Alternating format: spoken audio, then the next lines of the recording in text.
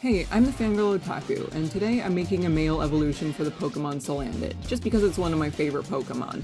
I mean, look at him, he's so cute! And female Salandit evolves into this freak. Derogatory.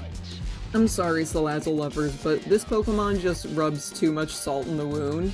First of all, I do love the name Salazzle. It sounds just like Zazzle, which is the name of my baby ball python boy, which I would love if she didn't earn her position by stomping on all of the little men in her life. Alright, listen up guys, because this part is important. The Pokedex entry for Salazzle states, Salazzle lives deep in caves and forces the Salandit it has attracted with its pheromones to serve it.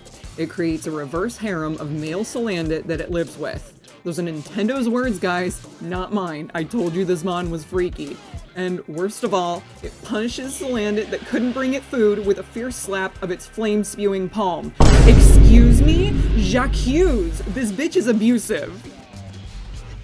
But basically the Pokedex entries kind of imply that male Salandit don't evolve because the females are mean to them. You know, it's a real modern love story, I tell you what. So, hypothetically, if a male Salandit was nurtured by a good trainer or went Sigma or something, I could see it evolving into something different. So for this design, I basically just took everything that I love about Salandit and amped it up to 10. I love his little robber mask, his mischievous little sneer, his squiggly tail, and the kind of flat stance of his back legs. I don't know if this was just me, but I felt like Salazzle's design leaned more into the poison typing, especially because it's the signature Pokemon of Team Skull's admin Plumeria, who is a poison-type trainer.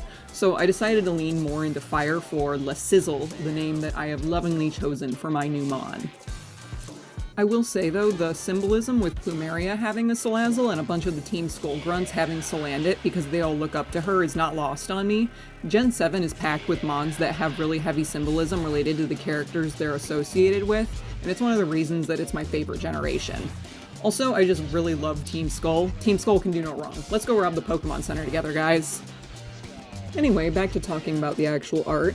I used the markings on Salandit's back as a prototype, and I made them longer with multiple branching sections to create the effect of lava running down its back. I imagine it staying low to the ground like a snake most of the time, but when it's threatened, it takes this squiggly stance to make its back look like little volcanoes. I also imagine it being able to secrete a poison from these markings that burns and looks like magma. I tried a couple times to draw his mouth open, but it kept looking goofy, so I ended up giving up and going with the kind of elongated version of Salandit's snout.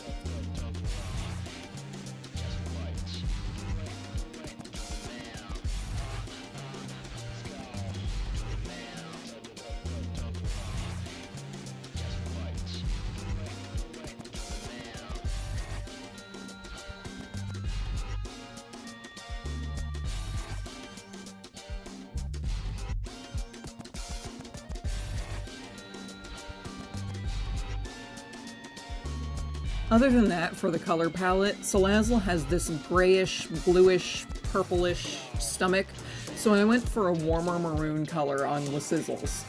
The rest of his body, like Salazzle, is just kind of similar to Salandit's original palette.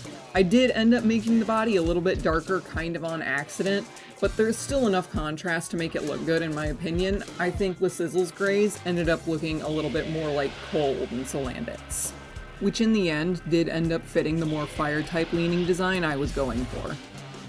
Salandit also just happens to have one of my favorite shinies in all of Pokemon. I know it's basically just the body switching from dark gray to white, but that small change is really effective.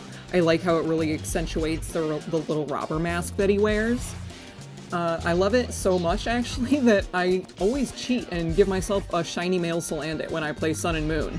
So I'm actually kind of even more used to seeing shiny Salandit than regular Salandit at this point. This, of course, means that the new mon that I made simply would not be complete without a matching shiny. I decided to lean back over into the poison typing a bit for the shiny and make the poison magma markings a little bit more poison than magma.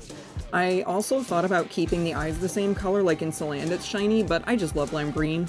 It'd be almost impressive to find a piece of mine where I haven't snuck lime green in there in some way, so why should my boy here be any different?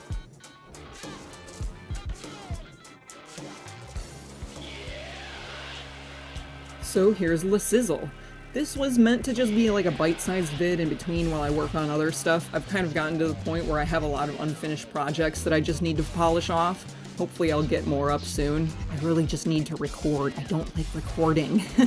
But thanks for watching. Subscribe for more quick draws and self-indulgent videos about my OCs. Bye-bye now!